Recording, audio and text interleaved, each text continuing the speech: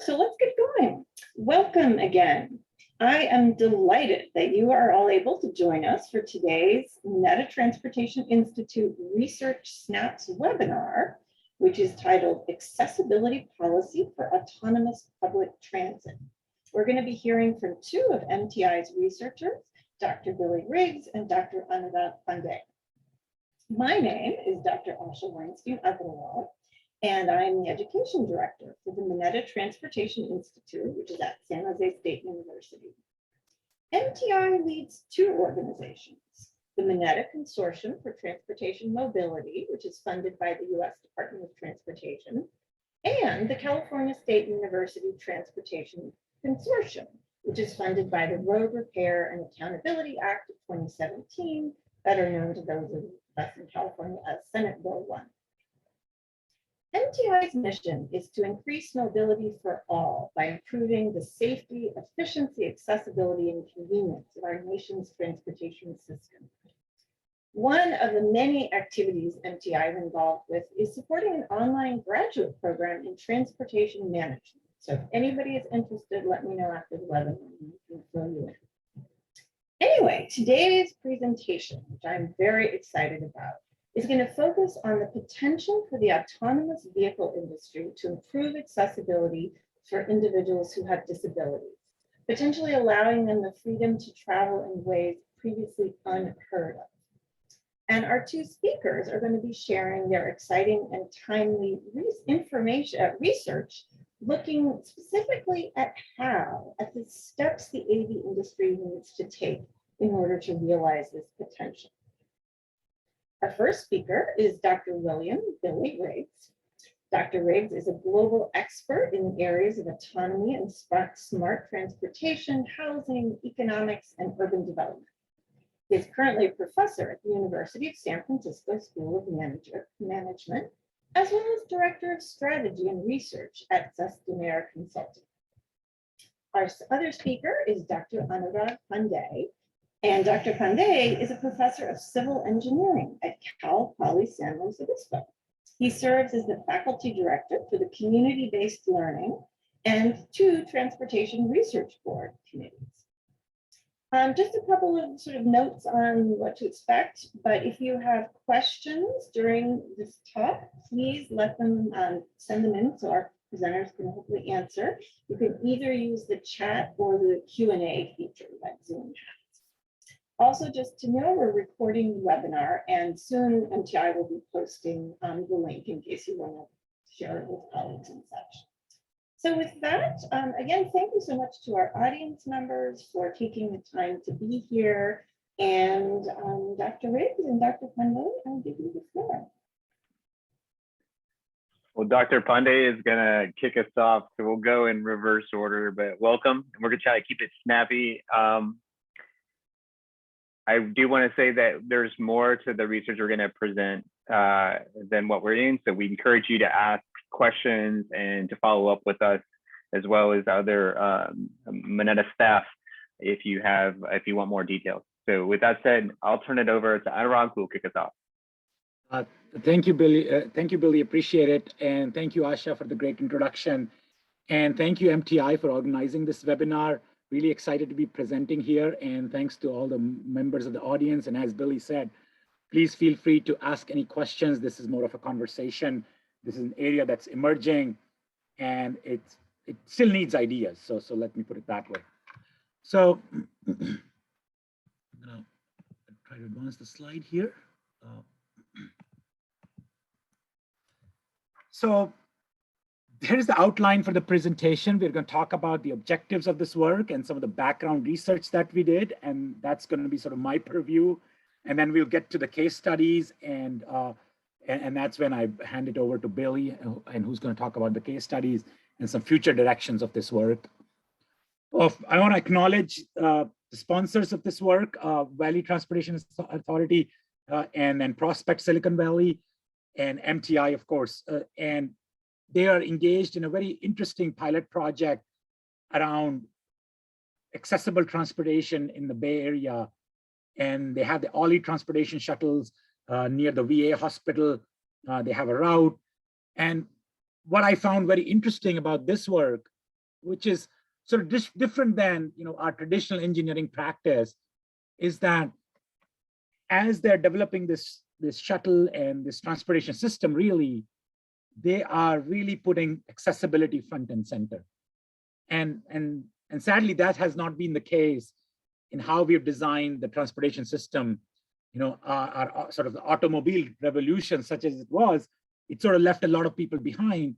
And one of those groups of people was people with disability, and back in the 20th century.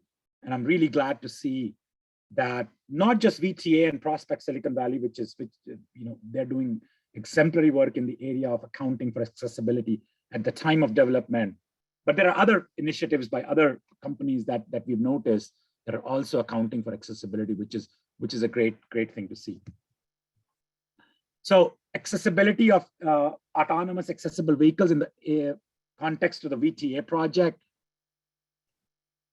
So our work was to support the VTA as they develop this autonomous shuttle route and shuttle, to look at the existing regulations that are out there from the American Disabilities Act and all the relevant regulations that go with it, and ensure that not only is the shuttle, the AAV shuttle that is being developed by VTA and Prospect Silicon Valley meets those requirements, but how do we exceed those requirements? And then you can think about it this way.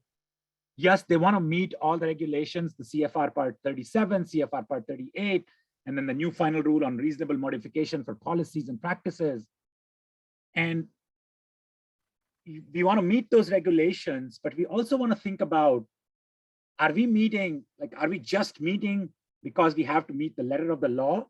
Or are we actually going after the spirit of the ADA, which is to provide accessible transportation for all? Now, if you think of our current transportation system, there is a lot of latent demand. There's a significant latent demand for travel among people with disabilities, because if you look at the data that's out there on how many trips disabled people make versus how many trips able-bodied people make, there is a significant difference between those two numbers. And even if you take only the people who are not fully employed, because employed people, there is the gap is between able-bodied people and disabled people is smaller. But if you look at the gap between people who are not fully employed, that gap is even larger. So I think it's more of a quality of life issue as well for the disabled people if you're not able to provide that, the ways to meet the demand for travel for disabled individuals. And so what is the key? The key to ensure, at least to us, the key to ensure that the accessibility concerns are addressed when these systems are being designed. When we are doing the designs of the system, we have to make sure that our systems are accounting for the needs of all people, and not just as an afterthought like we did with, we had all of our sort of automobile revolution go on, and only in the late 80s, early 90s, we started thinking about, okay, how do we account for it? And that's an expensive process. That's a process that doesn't meet still everybody's needs. So to us, the key is to ensure that accessibility concerns are being addressed now. And here's a graphic that I think illustrates that pretty well, is that inclusive design sort of encompasses the minimum accessibility requirements, but it goes beyond that. So, and I think with the AAV, what VTA and Prospect Silicon Valley are trying to do is to make sure that they are going after inclusive design, and in that process, not only just meet the accessibility requirement, but go beyond. So the trip that is being made by AAVs, and then you could think of these complete trip as 7 different trip making stages. And there are 3 different categories to that. So one is sort of the pre-trip information, and then wayfinding and navigation, and then robotics and automation. And all of these 7 trip making stages sort of deal with different aspects of where accessibility would fit in. For example, if you're talking about the pre-trip stage, you want to make sure that your information design for trip planning and booking is accessible for all levels of disability. And then before boarding the vehicle, there is that wayfinding and navigation step. And this is where the infrastructure has to be accessible. And this is where agencies might have to work together, collaborate together, and make sure that people who are designing the vehicles and the routes are aware of what does the infrastructure looks on the ground. So in the wayfinding and navigation stage, they are navigating to the AAV pickup point, waiting at the AAV pickup point, and then navigating after the trip, after a trip through the AAV stage, navigating from the AAV drop-off point to the final destination. And then the robotics and automation, that's the vehicle design, making sure that people are able to board the AAV, ride the AAV, and then are able to alight from the AAV in an accessible manner. So these are sort of the 7 trip making stages, so further categorized into 3 larger categories. And there are accessibility concerns associated with each of those categories. So this is what we are calling the taxonomy of the accessibility considerations, which is information system, vehicle design, and infrastructure design. And all 3 stages are important. I think on our work side of things, the way this project, the particular project we worked on, we focused a lot more on the vehicle design. But that is not to say that the information system and infrastructure design are any less important. In fact, in some ways, I think working together with agencies and infrastructure design could be an even more challenging and important issue. The next step was for us to look at these ranges of disability consideration. So we looked at the trip making side, and then we looked at the disability consideration. And these disability consideration give us those edge cases that might be particularly hard to solve. And these are different levels. There could be cognitive and development disability, auditory impairment, visual impairment, wheel mobility devices, ambulatory impairment, older adults, and extremes of size and weight. And one thing that makes it very challenging is that some of these disabilities are not completely independent of each other, and then they tend to occur together. And what we wanted to see as we were reviewing the literature, relevant literature for this work, is we wanted to make sure that we understand where there are gaps in the literature, what type of disability type and what type of trip making stages that people have not accounted for in the literature. So that was sort of the main reason why we had these taxonomies in place, so that we could see that under which of these areas of overlap between disability considerations and the trip making stage there has been significant work versus where there hasn't been significant work. So here is some summary from our background investigation. So if you look at the wheeled mobility devices and the ambulatory impairments, there is significant literature. There is significant literature, and it's great to see that a lot of time, because the transit agencies have to meet that need, they have done some significant work in meeting those needs in some ways. But if you look at on the flip side of it, the research on the cognitive and development disabilities and the auditory impairment, that is the most sparse research. You know, if you go out and search for literature, you would find very few articles that look at the trip making and accessibility of trip making with respect to these 2 types of disabilities. That's where the literature is most sparse. And I think we'll have to think about how do we design our infrastructure and how do we design our information systems, especially for these 2 categories of disabilities.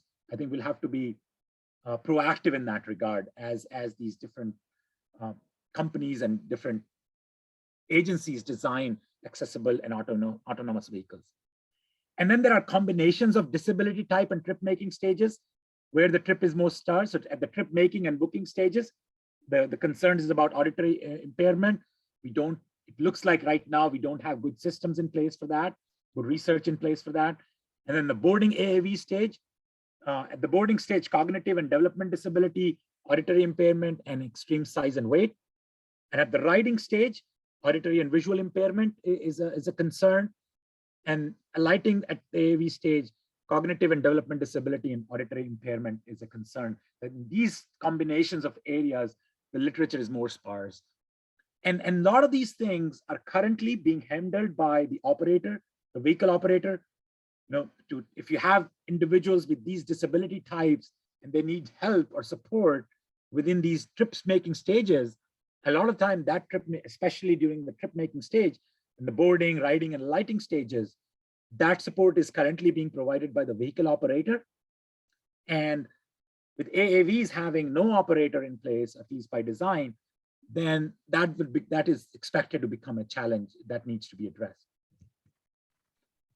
So Go ahead. Yeah, so to pivoting now from kind of theory to methodological evaluation of, well, how is actually this being deployed? And I think we have to acknowledge that what's happening here is really a collision of public sector systems and private sector innovation.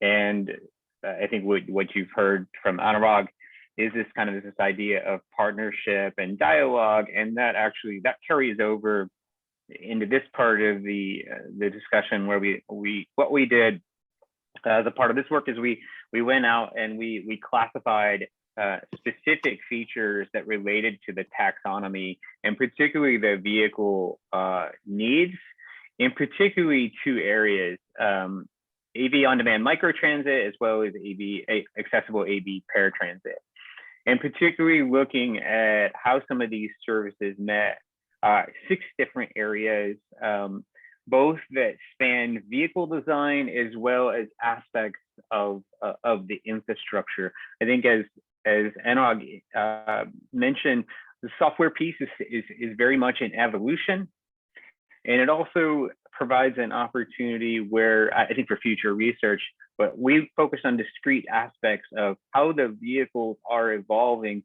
to not only meet, but potentially exceed the standards of the CFR.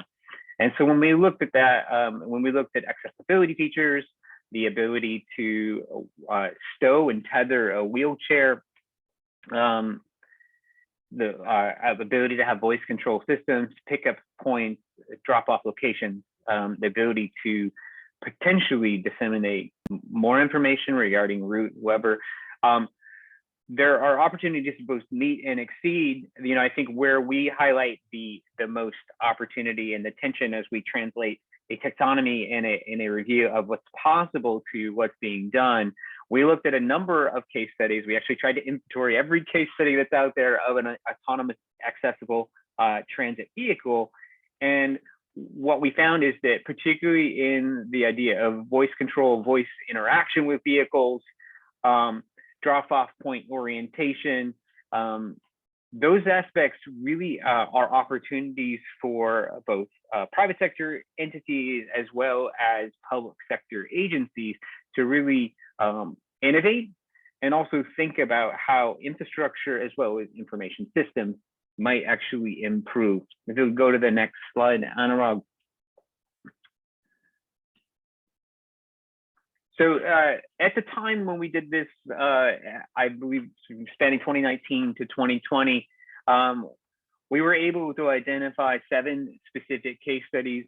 At the time, we were aware as we were doing this work that Cruise Automation actually did come out with the Cruise Origin that is very comparable to, for example, what May Mobility and Braun Ability have come up with their wheelchair accessible vehicle. That vehicle is not in production yet, the Cruise Origin vehicle. So this is still a pretty robust list of what was out there. So again, we tried to first classify these into what is happening in terms of microtransit and paratransit. What are the capabilities of these vehicles to meet these both these 7 areas that we think about when we think about trip planning, but also the specific needs line by line that are required in the CFR. Next slide, please. So when we look at this, I'm going to go through some conclusions, but I would say that we have, if you go and look at our report, we've actually detailed vendor by vendor in a table how the specific technologies actually meet up to the CFR. I think what it does is it sets a benchmark for what the specific platform, what we should expect from each platform, and it also provides an opportunity to dialogue how that might resolve. I think what we've seen is that, in most of these platforms can potentially offer superior service. Some of the aspects that we saw were, ramp development, particularly some of the case studies we saw is dramatically, the technology there is increasing very much, and we can do a lot of that with actuators and sensors on the vehicles. A lot of the vehicles we're seeing have very elegant voice warning systems, as well as onboard ways of contacting help or an offsite individual 24/7. There's ability for multilingual support that is not available with an onboard driver many times. So I think that as we think about considerations moving forward, that there is an opportunity to think about whether or not there is a universal standard for elimination of fare boxes. We did do some thinking and some investigation about how do we deal with vehicles for those with cognitive disabilities, and that's actually when you consider visual disabilities or audible disabilities, the solutions are much complicated when you look at those with an expanded definition of what is handicap.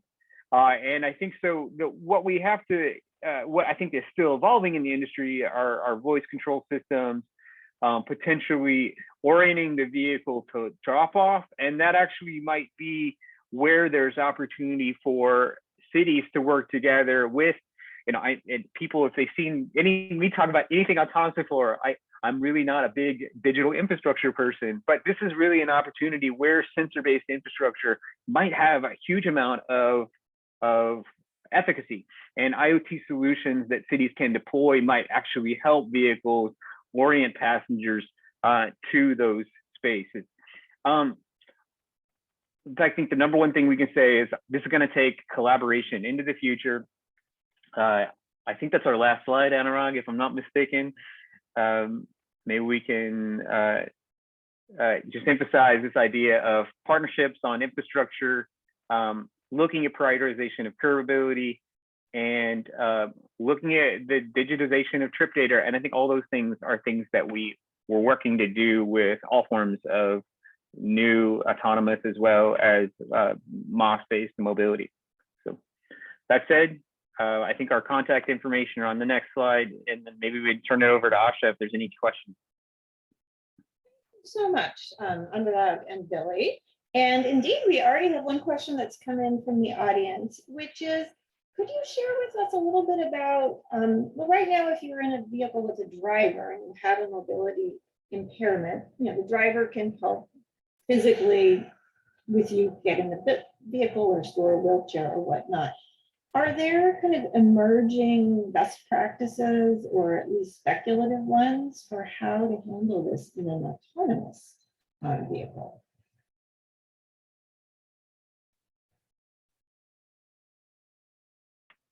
I'll jump in first if Anurag's looking to unmute and he can compliment me. But I think the emergent best practice we've seen is to provide immediate on-site support with via basically teledial, but basically remote support that has a service expectation within a certain time.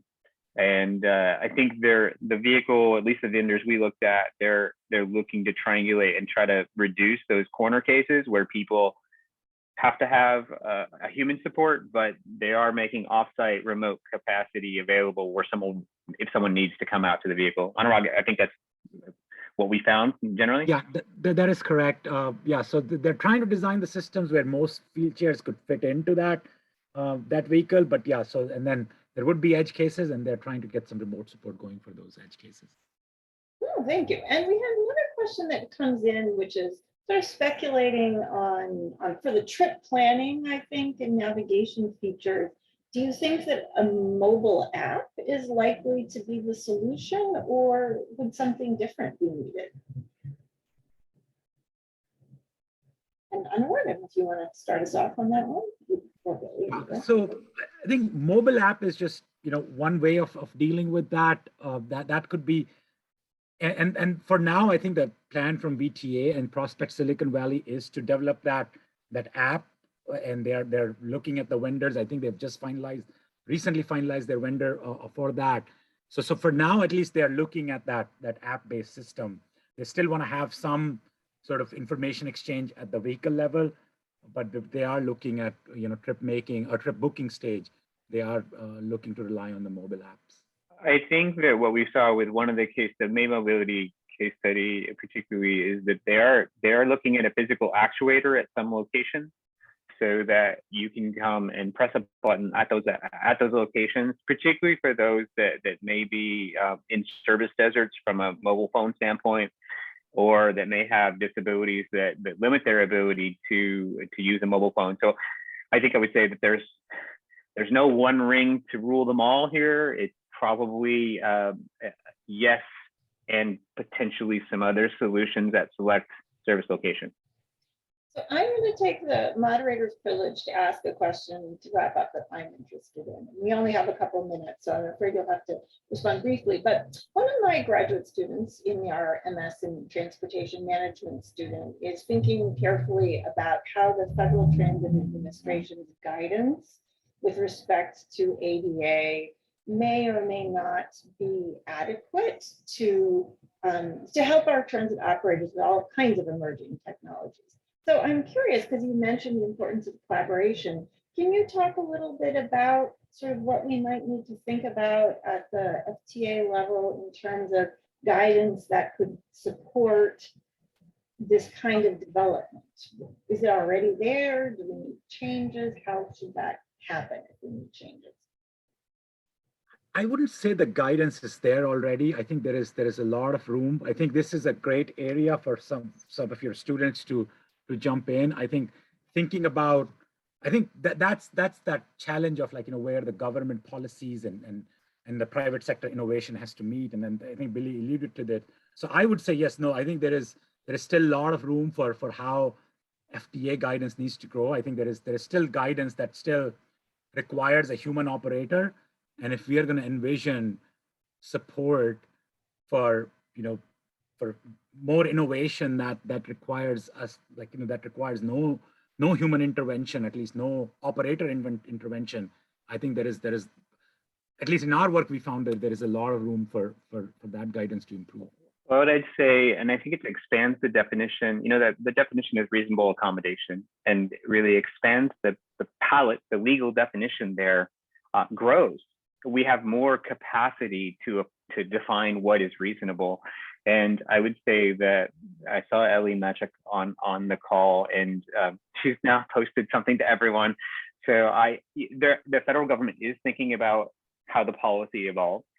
And I think it's in bright students and researchers, it's an opportunity for us to figure out, does the policy need to evolve, or does it need to be rethought in the context of this new technology in terms of how we can provide better service and how we can better clarify the actual code. Well, thank you so much. Unfortunately, we've come to the end of our research snap, which we do try and keep to just half an hour. But I'd like to thank our speakers, Dr. Billy Riggs and Dr. Anurag Pandey, for sharing their groundbreaking work on this really important topic. And I believe there is a final report. Is it out already? Am I correct, or is it going to be coming soon? It is out already. It should be out already. Wonderful. And I think that the link has been put into the chat. So with that, thank you so much to all of our attendees for joining us. And on behalf of the entire team at MTI, we'd all like to wish you a very happy holidays and look forward to seeing you at a future Research Snap in the new year. Thank you again. Dr. Winston, can I add something? If there are questions that we couldn't get to, feel free to reach out. I'll be happy to answer any emails or any communication about those. Thank you. And we will be sending out a copy of the recording and the slides, and you'll be able to find the researchers' contact information after too, if you don't already have it. Thanks again.